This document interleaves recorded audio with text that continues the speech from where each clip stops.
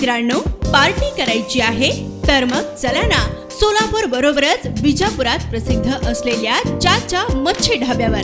चाचा मच्छी ढाबा, विजापूर रोड, टाकळी, सोलापूर. संपर्क 9765 महाराष्ट्र राज्याचे उपमुख्यमंत्री अजित पवार यांच्या विमानाला बारामती विमानतळावर लँडिंग दरम्यान भीषण अपघात झाला. या दुर्दैवी घटनेत विमानातील सर्व 5 जणांचा मृत्यू झाला. दरम्यान जो विमान अपघातग्रस्त झाला आहे तो VSR या कंपनीचा आहे.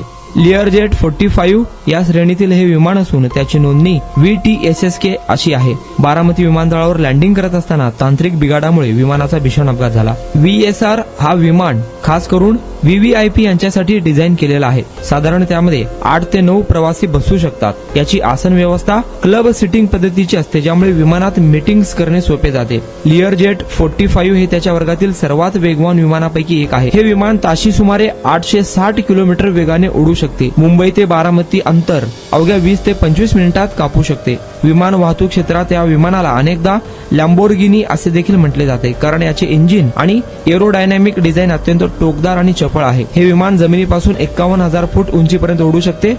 या विमानाचे सर्वात मोठे वैशिष्ट्य म्हणजे हे विमान छोट्या धावपट्टीवरही सहजपणे उतरू शकते.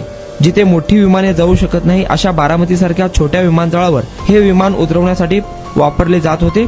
दरम्यान अजित पवार यांच्या अपघाताला विमानातील तांत्रिक बिघाड हे कारणीभूत असल्याची माहिती समोर आली आहे. VVIP श्रेणीतील हे विमान असून देखील त्याचा अपघात कसा झाला याचा तपास आता DGIC करत आहे.